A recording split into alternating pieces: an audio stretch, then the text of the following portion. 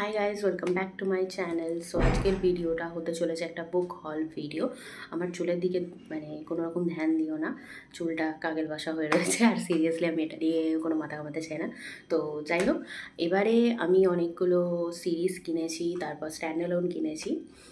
এখনও অবধি এই বছরের শেষ আমি বলে উঠতে পারছি না, তো সেগুলোই তোমাদের সাথে শেয়ার করবো। অবশ্যই এর মধ্যে অনেক বই নেই, তার যেগুলো আমি শো করছি না সেগুলো কেন আমি তোমাদেরকে পরে ভিডিওর মধ্যেই বলবো। তো যাই হোক, এবছর আমার টার্গেট ছিল যে আমি 50টা বই পড়বো, এবং তার মধ্যে হাফ বাংলা থাকবে, হাফ ইংলিশ নভেলস থাকবে, সব মিলিয়ে মিশিয়ে থাকবে। তো সেই দিক দিয়ে বলতে গেলে আমার 50-এর বদলে আমি এবছর 58খানা বই অলরেডি পড়ে ফেলেছি, যার মধ্যে 20টারও বেশি ইংলিশ নভেলস আর বাদ বাকি বাংলা বই আছে। কারণ আগের বছর আমি জাস্ট ইংলিশ নভেলসই পড়েছিলাম, আর আমার মনে হয়েছিল যে আমার বাংলা বইও পড়া উচিত, তাই আমি ছোট থেকে শুরু করেছিলাম পাতলা বই থেকে। তোমরা যারা আমার চ্যানেলটা ফলো রাখো তারা দেখবে যে এবছরের প্রথম থেকে অনেক বাংলা বইয়ের ভিডিও আমি তোমাদের জন্য আপলোড করেছি। তো এইবার থেকে পুজোর পর থেকে আমার একটা নিউ রেজলিউশন শুরু হয়েছে নতুন বছর আসার আগে, যে আমি অন্যান্য ইন্ডিয়ান ফিকশন যে বইগুলো সেগুলোকেও চান্স দেবো, সব বইকে নয়। আমি ফার্স্টেই বলে রাখি, তোমরা অনেকেই অনেক ধরনের বইয়ের ভিডিও আমাকে রিকোয়েস্ট করো, বাট একটা কথা বলে দিই যে এই বই পড়াটা প্রকার সাবজেক্টিভ। তো আমি সব ধরনের বই পড়ি না, সেটা বাংলা হোক, ইংলিশ হোক, মাইথোলজি হোক, আমি সব ধরনের বই পড়ি না। আমার যেগুলো ভালো লাগে আমি সেই টাইপের বই পড়ি। অবশ্যই তাতে যদি তোমাদের রেকমেন্ড করা বইগুলো আমার থাকে বা আমার কেনার ইচ্ছে থাকে, আমি সেই বইগুলোর ভিডিও অবশ্যই দেবো।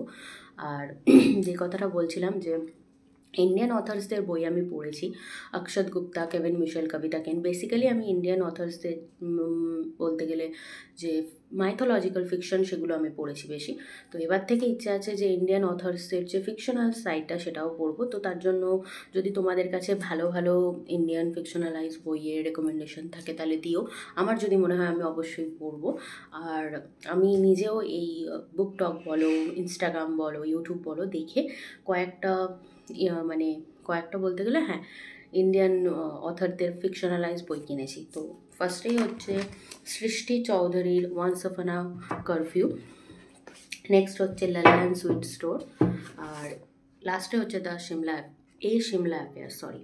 তো এই তিনটে বই একসাথে মিশোয় খুব কম দামে 300 টাকার মধ্যে পাওয়া যাচ্ছিল। অবশ্যই এগুলো অরিজিনাল নয়, পাইরেটেড কপি, ইবুক প্রিন্টিং। তো যাই হোক, আমার কাছে এটা ভ্যালু ফর মানি মনে হয়েছে। 300 টাকায় তিনটে বই শুরু করার জন্য আমি বেশি ইনভেস্ট করতে চাই না, কারণ আমি জানি না এটা কীরকম কী হবে না হবে। আর আমি ওয়ান্স আপন আ কারফিউ এই ফার্স্ট চ্যাপ্টারটা সবে পড়েছি, আর যতদূর একটা লাইট রিড মনে হচ্ছে।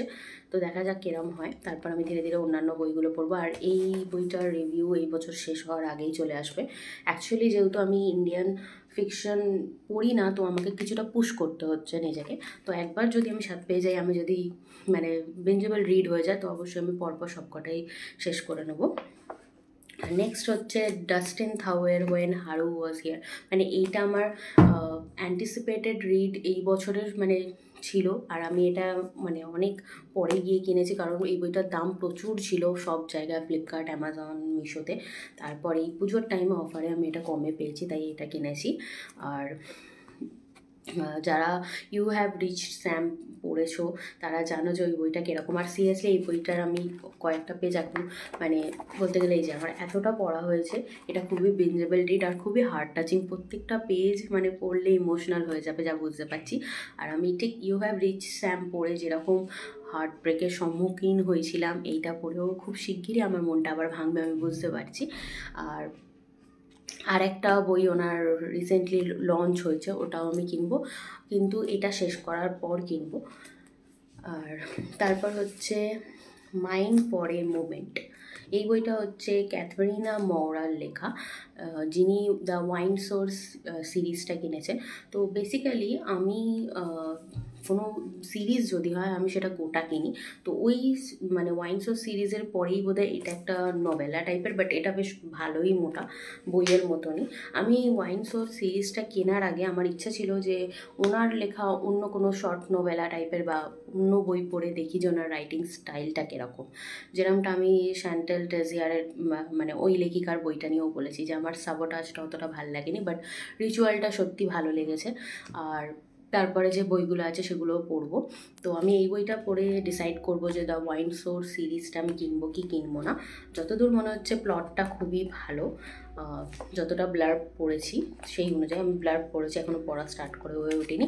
আর হ্যাঁ, এখানে যা বই দেখবে সবই মিশো থেকে পারচেস করা, কোনোটাই অরিজিনাল নয়। আর মিশোতে আমি মানে খুব ভালো ডিল পাচ্ছি বলেই কিনছি। এই বইগুলো অরিজিনাল সবার পক্ষে অ্যাফোর্ড করা পসিবল না, যারা ঠিকঠাক মানে ইকোনমিক্যালি স্টেবল না। আমি কোনো পাইরেসিকে এখানে সাপোর্ট করছি না, বাট সত্যি কথা বলতে গিয়ে তোমরা অনেকেই বলতে পারো যে একটা বই কেনো পড়ো, মানে অরিজিনাল কেনো, বা তার জায়গায় তুমি ওই টাকায় অনেকগুলো বই কিনছো। আমার কাছে এটা মনে হচ্ছে অ্যাফোর্ডেবল, তো আমি সেটাই করছি। তো এই দুটো বই মিশো থেকে কেনা, 150 টাকার কমে তোমরা পেয়ে যাবে।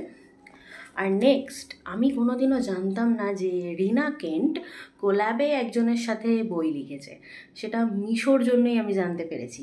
তো সেটা হচ্ছে এই সিরিজটা। ফার্স্ট বইটা হচ্ছে হি হেটস মি, আর এটা হচ্ছে হি হেটস মি নট। এটা একটা ডুওলজি।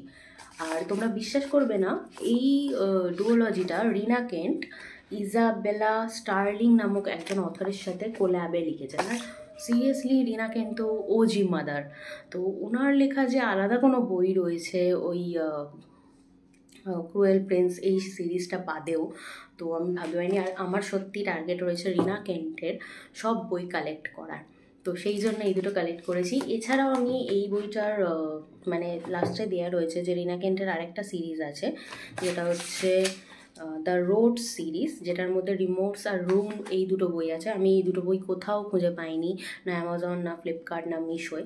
যাই হোক, আপাতত এই দুটো পেয়েছি। আর আরেকটা ডিসেপশন ট্রিলজিটাও আমার কেনা হয়ে গেছে। আর লাস্ট বাকি রয়েছে হচ্ছে ওই ক্রুয়েল প্রিন্স ওই সিরিজটা, যেটার মধ্যে অনেকগুলো বই রয়েছে, মানে বাবারা আর কি, জেরেমি নিকোলাই ওদের বাবাদের স্টোরিটা, না জেরেমির বাবার স্টোরিটা তো সরি কেনা হয়ে গেছে, নিকোলাইয়ের ওটা কেনা হয়ে গেছে, বাদ বাকি যারা তাদের বাবাদের স্টোরি যেটা রয়েছে সেটা। আর আরেকটা রয়েছে দ্য এম্পায়ার অফ লাস্ট, ওই সিরিজটাও আমার কেনা বাকি রয়েছে। আর নেক্সট আমি আরেকটা সিরিজ কিনেছি, মানে খুব ইনস্টাগ্রাম ইউটিউবে হাইপ দেখেছি বলে গোটা সিরিজটাই কিনে নিয়েছি ফার্স্ট বই কেনার আগে। আর সেটা হচ্ছে মানে ফার্স্ট বই না কিনেই গোটা সিরিজ কিনে নিয়েছি, সেটা হচ্ছে মাইল হাই সিরিজ। এইটা খুবই আমি দেখেছি যে অ্যাপ্রোপ্রিয়েট হাইপ আছে, খুব বেশি হাইপ নয়, খুব আন্ডার হাইপ নয়। তো এই সিরিজটা ওই জন্যই আমার কেনা। মাইল হাইয়ের যে মানে 5টা বই দেখছো, এই 5টা বই এখান থেকে কেনা। আর একটা কথা বলে দিই, আমি এখানে যে বইগুলো তুমি দেখলে এই সিরিজটাও আমি এখন স্টার্ট করব না, আমি এখন দুম করে কোনো সিরিজে জাম্প করবো না বছর শেষের আগে। আর এই দুটো স্টার্ট করবো না, আমার মানে সিরিয়াসলি হাত চুলকাচ্ছে ডিসেপশন ট্রিলজি হাতে পেয়ে, এই বইগুলো হাতে পেয়ে, কারণ বুঝতেই পারছো রিনা কেন্টের বই। বাট আমি আপাতত এই বইগুলো এখনই জাম্প করবো না। আমার টার্গেট আছে হচ্ছে এই বাদবাকি যে মাসটা রয়েছে, আগের ভিডিওতেও যেরকম বলেছি, একটু ইন্ডিয়ান অথার্স আর একটু লাইট রিড করার, ডার্ক রোম্যান্স বাদ দিয়ে। তো সেই ক্ষেত্রে আপাতত আমি এই দুটো বই পড়ছি। আর দ্য প্যালেস অফ ইলিউশনস ওই বইটাও পড়া স্টার্ট করেছে আমার একজন সাবস্ক্রাইবার বা আমার ভিউয়ার, জানি না সে মানে ও সাবস্ক্রাইব করেছে কিনা, সে আমায় রিকোয়েস্ট করেছে। ওই বইটা আমার কাছে আছে বাট পড়া হয়ে ওঠেনি, ওটাও পড়া স্টার্ট করেছি। তো এই 3টে বই আমি চেষ্টা করব ডিসেম্বরের মধ্যে রিভিউ দেওয়ার।